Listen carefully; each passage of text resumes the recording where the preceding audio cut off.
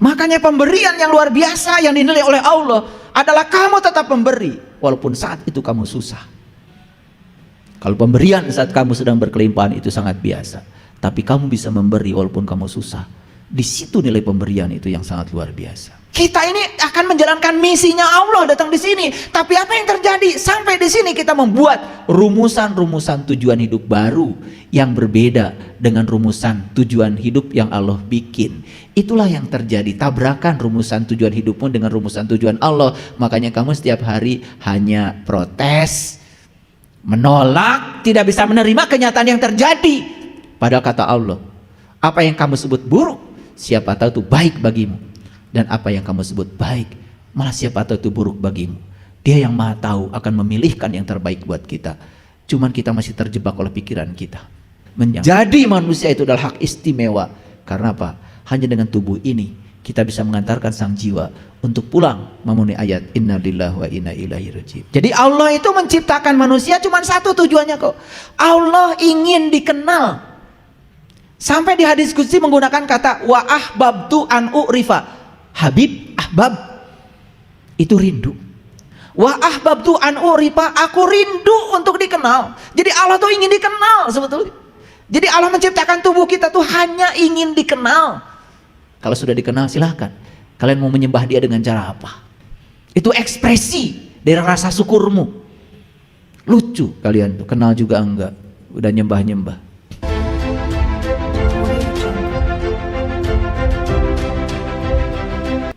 Makanya Nabi Musa ditegur sama Allah. Ini hadis kursi yang paling saya kagumi. Saya ulang-ulang di setiap kajian saya. Hai Musa, kenapa ketika aku sakit engkau tidak menjenguk aku? Apa kata Musa? Bagaimana kau sakit ya Allah? Tetanggamu yang sakit Musa, tetanggamu yang sakit. Dan kalau kau menjenguk tetanggamu, berarti kau menjenguk aku. Jadi kalau kita menjenguk tetangga kita yang sakit, maka Allah mengatakan itu kamu sudah menjenguk aku. Berarti Allah tinggal di tetangga yang sakit. Ini artinya apa? Ini artinya Allah itu ingin supaya kita ini menjadi kepanjangan tangannya untuk menyampaikan cinta kasihnya kepada orang-orang yang butuh pertolonganmu di sekitarmu. Lucu bukan? Allah yang gaib disembah terus, tetapi tetangga kita yang kelaparan kita tidak pedulikan. Anak-anak yang putus sekolah tidak kita pedulikan. Lihat anak kita sepatunya bagus, sepatu anak tetangga itu sudah compang-camping, kita tidak mau membelikan. Tetapi kita selama ini mengatakan diri seakan-akan paling soleh. Padahal soleh seseorang itu dilihat dari apa? Kepekaan dia terhadap lingkungan.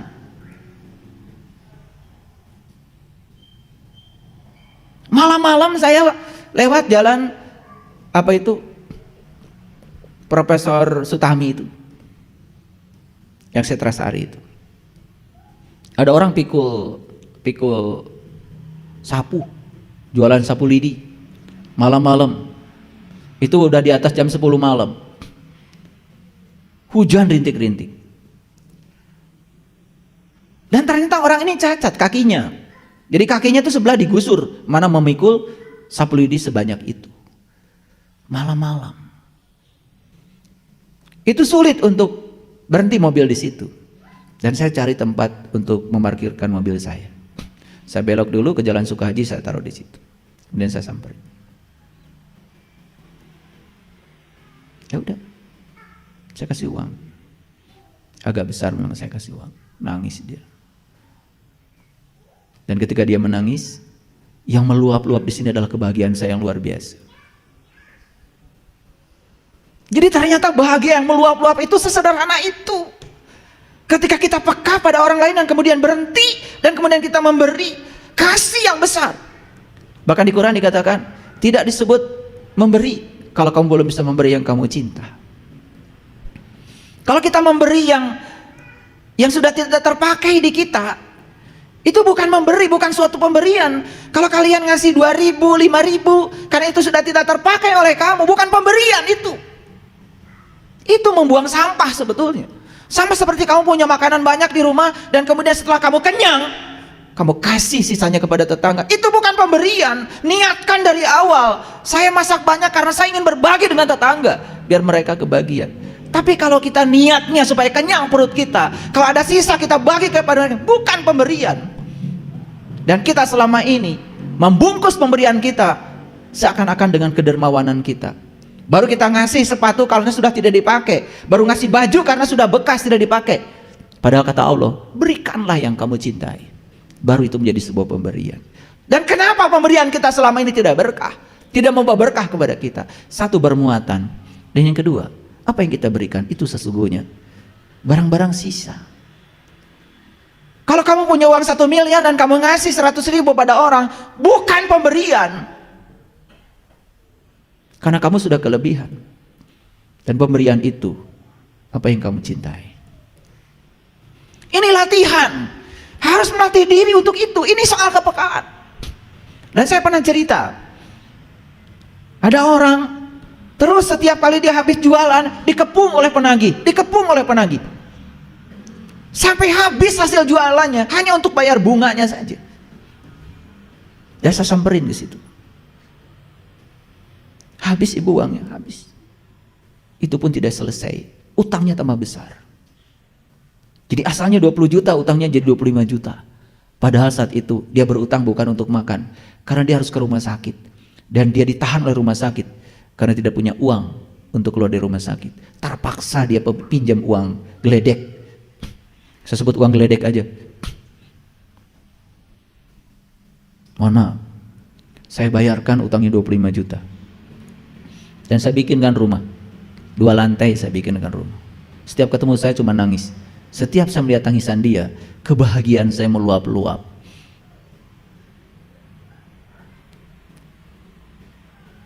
Saya membangunkan rumah dia bukan karena saya sudah berkelimpahan, tetapi karena saya melihat dia lebih butuh daripada saya. Itu saja. Karena saya tidak menganjurkan orang berbuat baik, tapi saya memberi contoh bagaimana berbuat baik. Menganjurkan orang lain berbuat baik itu sangat mudah, tapi memberi contoh kebaikan itu yang kurang sekarang ini. Tidak ada keteladanan, tidak ada energi. Pertanyaan saya selanjutnya, tolong dijawab. Siapa yang berhak merumuskan tujuan hidup manusia? Manusia atau Allah? Siapa? Siapa yang berhak merumuskan tujuan hidup? Manusia atau Allah? Masih bingung. Manusia atau Allah? Kalau gitu saya kasih contoh dulu. Ada orang bikin laptop. Berarti laptop ini ciptaan.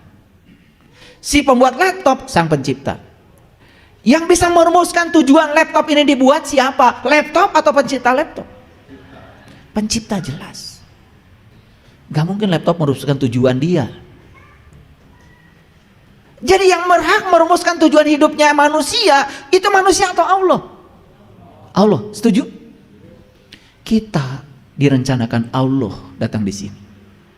Kita ini akan menjalankan misinya Allah datang di sini. Tapi apa yang terjadi? Sampai di sini kita membuat rumusan-rumusan tujuan hidup baru yang berbeda dengan rumusan tujuan hidup yang Allah bikin.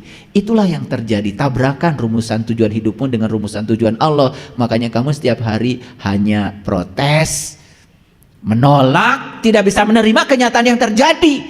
Padahal kata Allah, apa yang kamu sebut buruk, siapa tahu itu baik bagimu.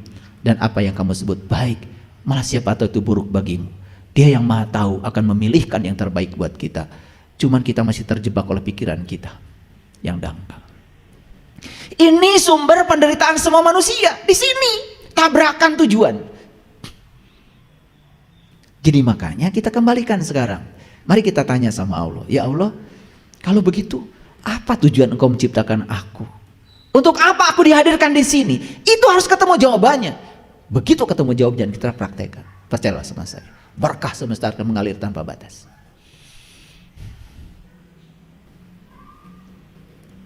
Jadi manusia itu adalah ciptaan, sedangkan Allah sang pencipta manusia.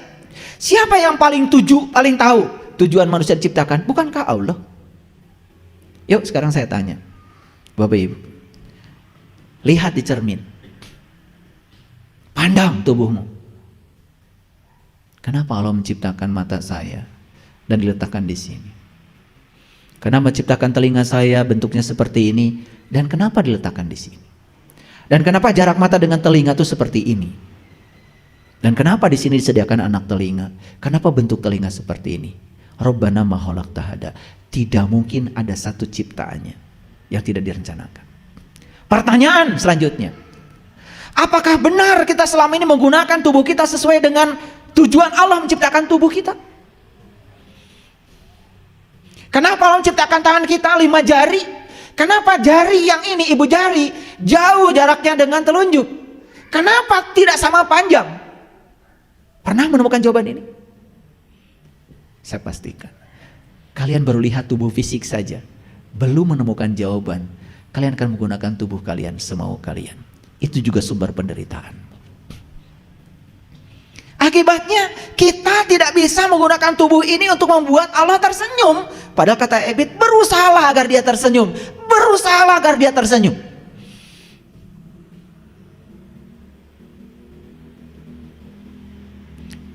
Hadir, dari ujung rambut sampai ujung kaki ini, kalau kalian tahu rahasianya, semua Allah ciptakan ada maksudnya, dan satu tujuan Allah menciptakan tubuh ini, untuk mengenali dia, untuk menyaksikan dia, untuk melihat dia, untuk bertemu dengan dia.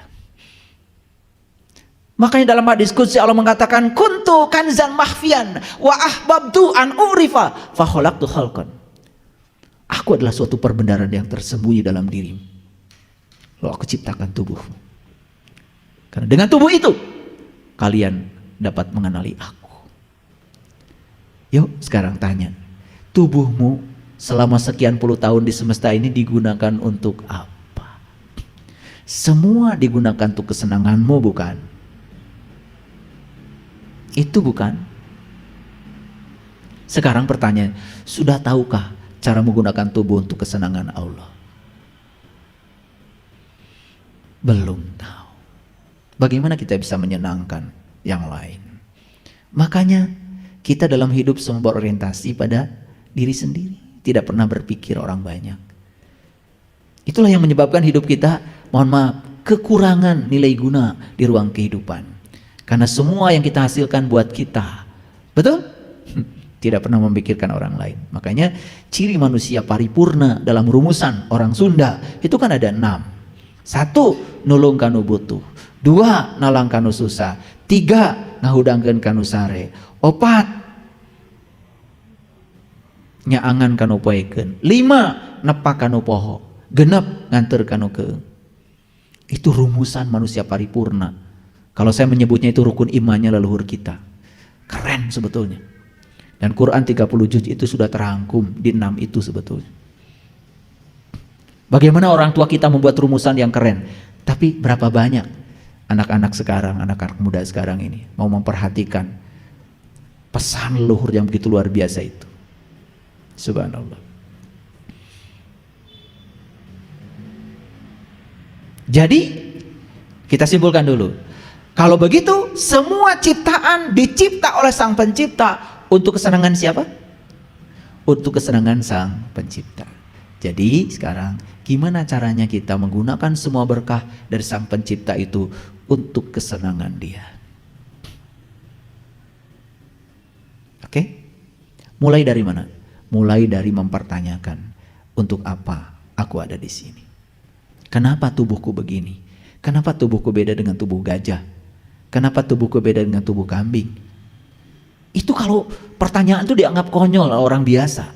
Tapi kalau orang yang luar biasa mempertanyakan itu, dia akan menemukan jawabannya. Sampai suatu saat dia akan ketemu, oh ternyata menjadi manusia itu adalah hak istimewa. Karena apa? Hanya dengan tubuh ini kita bisa mengantarkan sang jiwa untuk pulang memenuhi ayat inna lillahi wa inna ilaihi raji'un. Itu singkat penak.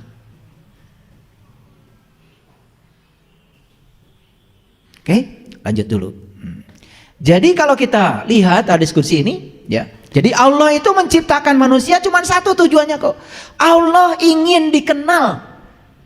Sampai di hadis qudsi menggunakan kata wa ahbabtu an urifa. Habib, ahbab itu rindu.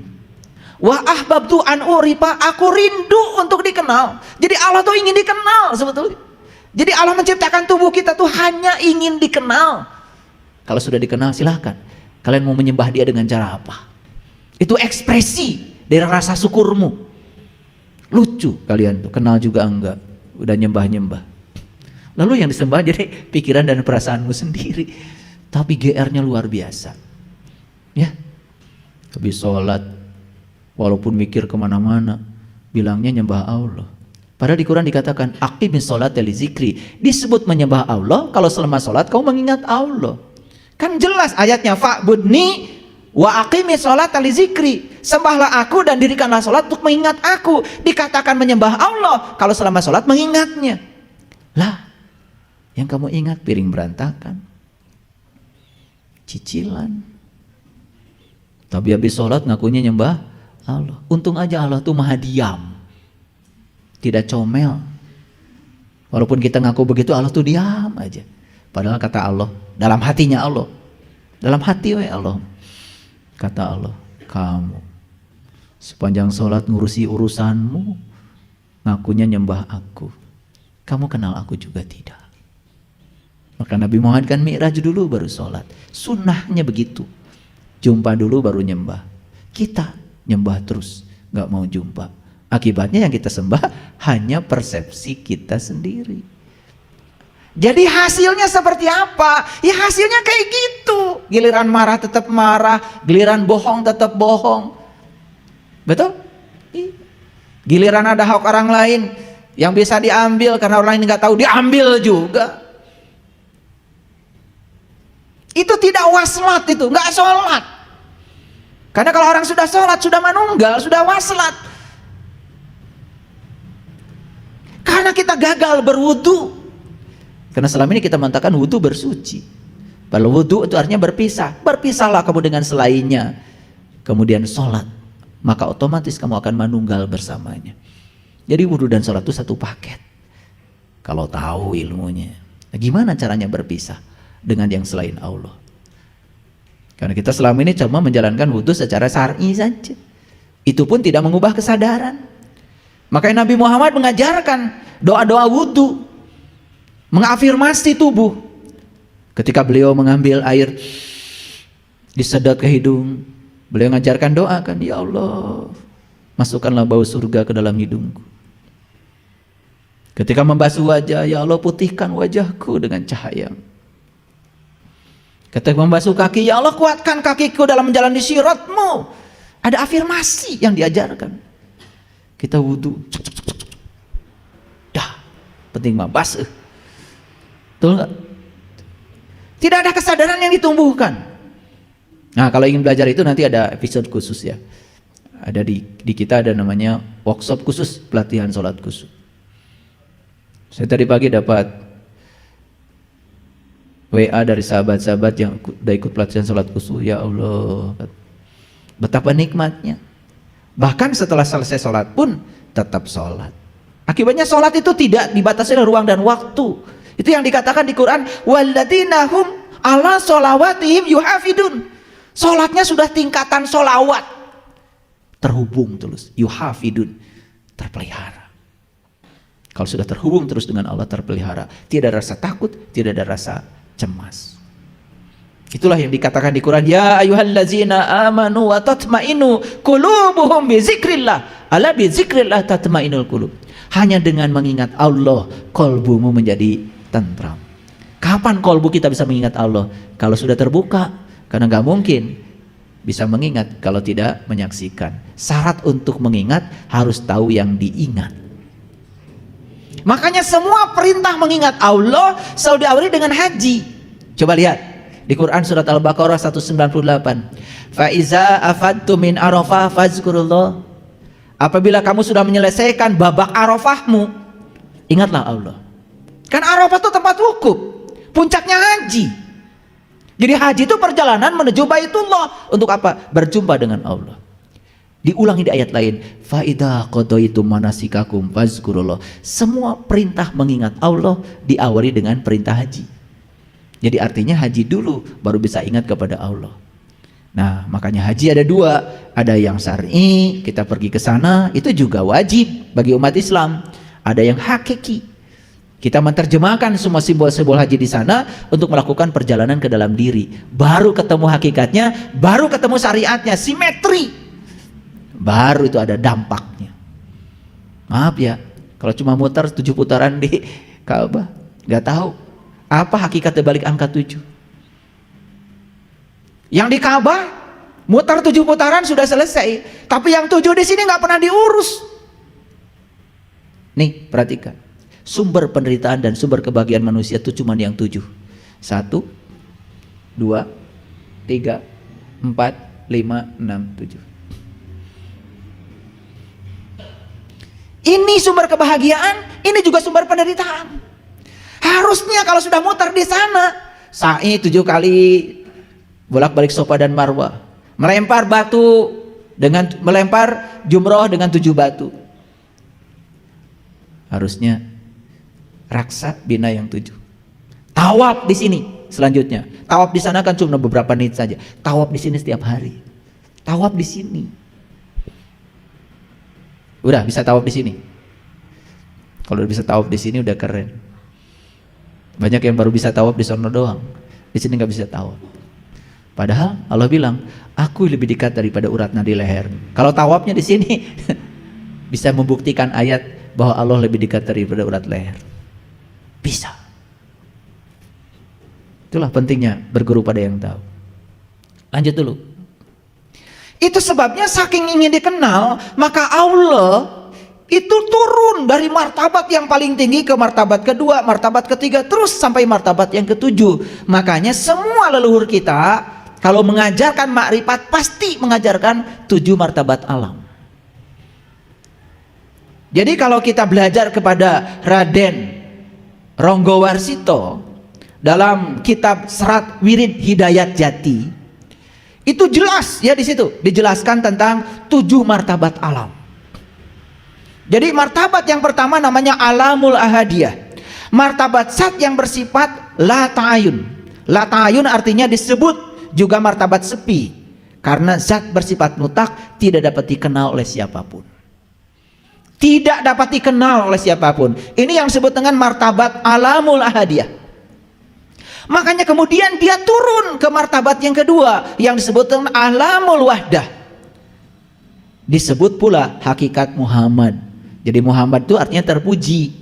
Makanya kita mengenal dalam terminologi Sirur Asror karya Syekh Abdul Qadir Jalili bab 1 itu diceritakan tentang asal mualah penciptaan alam. Jadi sebelum Allah menciptakan alam semesta yang luar biasa ini, yang pertama beliau ciptakan adalah Nur Muhammad. Nur Muhammad itu cahaya terpuji, ya dia juga. Makanya ada Nurullah, Nur Muhammad, Nur Insan, diikat semuanya, itu disebut ruh.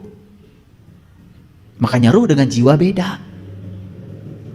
Ruh itu bahasa Arabnya ruh, kalau jiwa bahasa Arabnya nafs, diri. Nah yang harus bersaksi bukan ruh, tetapi nafs, diri, yang disebut dengan Nur Insan. Makanya turun dari martabat alamul ahadiyah ke alamul wahdah. Ini adalah permulaan ta'ayun yang disebut dengan sifat nyata. Suatu kesatuan yang belum memiliki pemisah antara satu dengan yang lainnya. Di sini belum ada perbedaan antara ilmu, alim, dan maklum. Ibarat biji belum ada pemisah antara akar, batang, dan daun. Masih satu kesatuan. Pernah lihat biji? Pernah lihat biji? Biji jagung, biji kedelai, biji, lihat akar di situ? Belum. Tapi ada nggak akar di situ? Ada. Ada nggak bibit akar di situ? Ada. Lihat daun di situ? Nggak lihat. Tapi ada nggak bibit daun di situ? Ada di situ dahan? Nggak ada. Ada nggak bibit dahan? Nah kira-kira ini analogi yang kurang tepat sebetulnya. Tetapi daripada sulit, udah saya gambarkan saja. Yang disebut dengan alam kedua itu seperti itulah. Seperti biji, sebetulnya ada akarnya, ada daunnya, tetapi belum kelihatan. Karena belum kelihatan kan belum bisa mengenalkan diri kalau saya akar, belum mengenalkan diri kalau saya daun, belum mengenalkan diri kalau saya pohon, belum bisa mengenalkan diri. Makanya itu saja belum bisa dikenal. Turun lagi ke martabat yang ketiga yang disebut dengan alamul wahidiyah. Itu yang disebut dengan hakikat manusia. Ini pun baru hakikat manusia, hakikat manusia yang disebut dengan jiwa.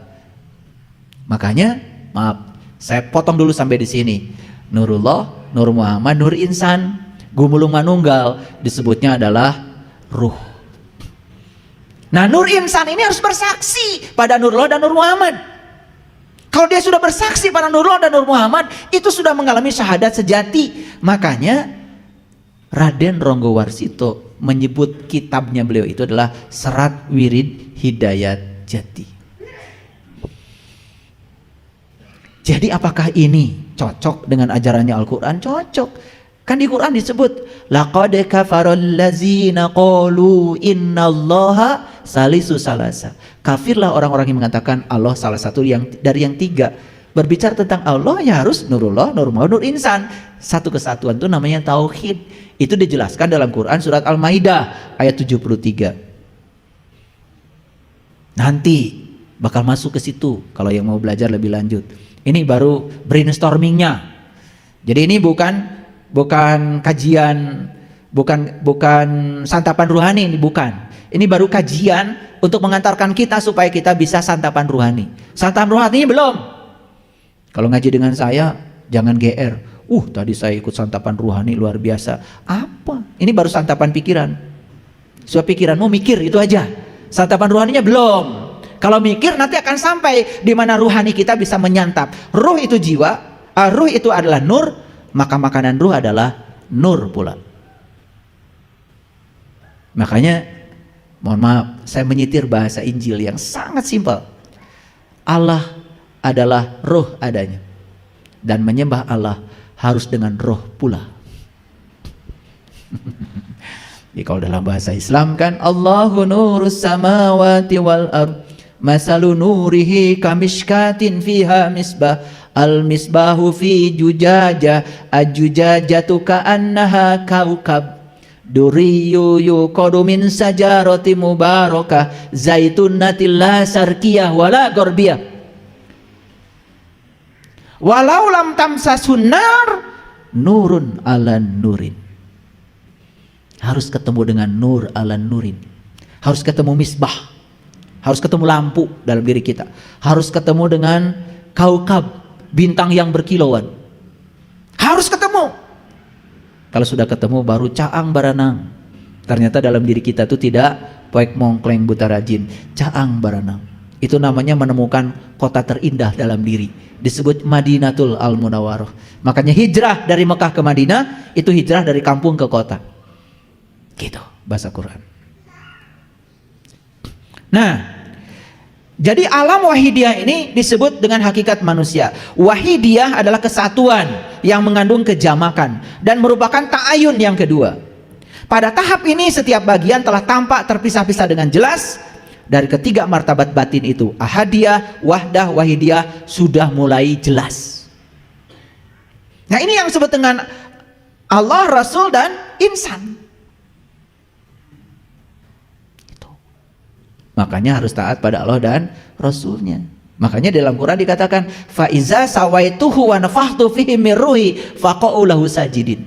Ketika aku sudah meniupkan ruhku ke dalam tubuh yang sempurna itu, maka hendaklah kamu bersujud. Jadi sujud dalam terminologi hakikat bukan sekedar membungkukkan badan, tapi sujud itu adalah jiwa selalu taat kepada sang pembimbing dalam dirinya, yaitu Allah dan Rasul yang sejati dalam dirinya. Nah, hadirin, kalau jiwa kita sudah manunggal dengan Allah dan Rasulnya, sudah bisa mendengar, berkomunikasi dalam diri, mual salah. Mual salah. Da salah mah asalna tina pikiran. Pikiran yang tidak tercahayakan oleh ilahi. Maka disebut pikiran gelap. Pikiran gelap itu yang disebut dengan ego. Ego disebut diri palsu. Jadi diri palsu itu adalah pikiran yang gelap. Itu yang suka yuwaswisu, yang suka ngaharewos, suka mencelakakan kita. Itu yang sering kita turuti. Nah, karena sang jiwa masih terpisah dengan Allah dan Rasul yang sejatinya dalam diri. Makanya Rasul sejati itu ada di sini. Sifatnya 4, sidik, amanah, fatonah, balagoh. Aya di dia nyampak. Dari orang mah hayo we diajar sifat Rasul 4, sidik, amanah, fatonah, balagoh. Sah Rasul tuh Nabi Muhammad. Iya, Nabi Muhammad punya sifat 4 itu. Tapi 4 sifat itu dititipkan juga padamu. Coba kalau bohong, ada yang negur dari dalam? Coba kalau bodoh, langsung bilang, aduh bodoh gue. Suka begitu? Iya, karena fatonahnya ada di sini.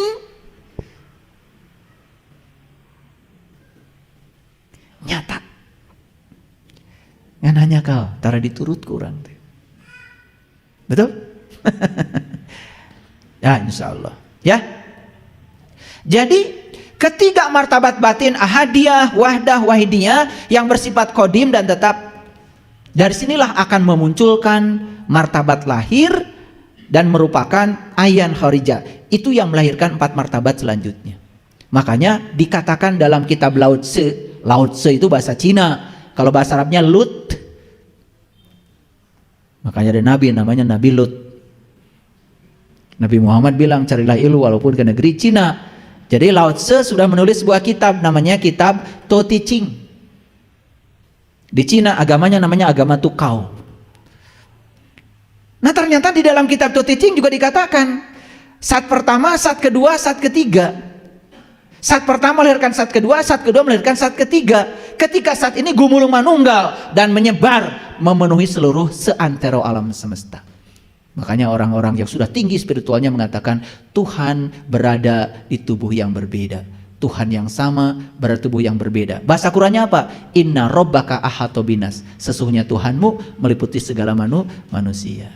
Jadi kalau kita melihat orang, lihat hakikat orang. Hakikat orang kan sebetulnya dia juga. Makanya kenapa kita bermusuhan? Makanya apa bedanya malaikat dengan setan? Setan itu melihat Adam cuma melihat Adamnya, luarnya, kulitnya, karena masih punya penyakit kulit, belum bisa melihat hakikat Adam, maka disuruh sujud pada alam, gak mau. Malaikat sudah tembus pandang, melihat Adam bukan Adam, melihat hakikat Adam, maka disuruh sujud, langsung sujud. Jadi tahu bedanya setan dengan malaikat? Setan itu manusia juga yang masih melihat manusia sebagai manusia saja. Tapi yang namanya malaikat juga sifat yang diberikan pada manusia. Dia sudah bisa melihat manusia sebagai hakikat manusia. Orang yang sudah melihat manusia sebagai hakikat manusia tidak akan terjebak. Tidak akan peperangan mual pasea. Dan usok pasea mah setan. Ada setan di ruangan ini? Ya, saya cuma ngabsen aja. Karena saya tidak boleh menceritakan setan di belakang. Berarti saya kan mengumpat setan. Itu namanya durhaka. Jadi saya bicara tentang setan langsung di depan setan. Jadi ini tidak termasuk mengumpat. Makanya saya tanya dulu, ada setan di orang ini? Tadi bilang ada, katanya. Syukurlah pada ada kan. Jadi setan itu juga manusia juga, bungkelekan. Betul nggak? Huluna segede munding, awakna segede hurang. Ayana dikuring, rupana jiga maneh. Punten ya. Itu bahasa Garutnya mah begitu. Makanya kalau di Garut mah definisi setan tuh udah canggih dari dulu. Waktu saya ngaji di pesantren diajarkan definisi setan tuh begitu. Huluna segede munding, awakna segede hurang. Ayana dikuring, rupana jiga maneh, kata guru saya. Begitu. Oh, setan teh geuningan maneh. Maneh lain urang. Paham ya? Ya. Karena jam segini ini kadar gula udah mulai turun ya, jadi biasanya ngantuk, maka saya sedikit kasih candaan. Jadi setan ada ya, hadir ya? Oke. Jadi setan itu manusia yang berpenyakit kulit, melihat sesuatu cuma kulitnya saja. Gitu. Kalau gitu setan pinter gak? Baca Quran. Pinter gak? Pinter. Makhrajnya pinter, idgomnya pinter, ikhfanya pinter. Cuma ngerti Quran kulitnya saja. Eusina mah teuing, teh nyaho. Kalau gitu setan suka tamat gak baca Quran? Kahartos? Kahartos? Kade makan. Tong sagawaya hari ngaos teh. Kakara bisa ngaji luarna, aduh mending asa pangsoleh. Eta maneh salah tah. Guna 2 rakaat mentengah dengung asup neraka. Gitu. Setan menda pagawean teh nyingsiunan. Ya, setik-setik neraka, setik-setik neraka, alus setik surga. Iya. Nah, ada 4 alam berikutnya. Alamul arwah diibaratkan sebagai sesuatu yang masih abstrak, kosong, sederhana. Masuk alam misal diibaratkan sebagai segala sesuatu yang tersusun secara halus, tidak dapat dibagi, tidak dapat dipisahkan satu dengan yang lainnya.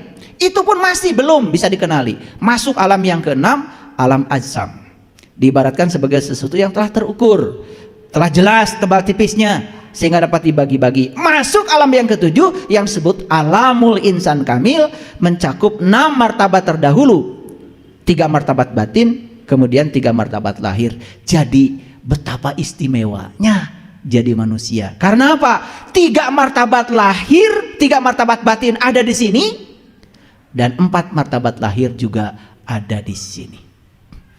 Jadi rek milarian naon atau orang keluar. Itu sebabnya kita harus ke diri. Kemana? Ke diri. Bukan ke Jawa Timur, ke diri. Awas, bisa ke Gresik. Ke diri. Makanya begitu ke diri kita akan mengalami panaraga, Ponorogo, fana raga. Panaraga kita akan hancur, ya. Bukan hancur secara fisik, tetapi kita tidak akan merasakan lagi ada di sini. Kita memasuki alam yang sejati, berdenyut bergetar di pusat kehidupan, masuk jantung kehidupan semesta. Itulah tauhid yang luar biasa. Di situ yang namanya nikmat iman, nikmat Islam teh ayana. Ngomong wungkul tiap Jumaah. Alhamdulillah orang sadayana masih dipapari nikmat iman, nikmat Islam. Bari jeung tengah rasakeun nikmat iman Islam. Da teu ngarti iman dan Islam teh naon. Makanya saya tanya dulu, iman dulu Islam dulu. Cok, ari geus ngarasakeun nikmat mah atuh jawab heula. Iman dulu Islam dulu. Iman dulu. Makanya la tamutunna illa wa antum muslimun. Kan perintahnya ya ayyuhalladzina amanu ittaqullaha haqqa tuqatih la tamutunna illa wa antum muslimun. Yang pertama iman, yang kedua takwa, yang ketiga muslim. Nah, dari iman menjadi muslim gerbangnya cuma satu, takwa. Jadi takwa tuh laku. Metode, cara.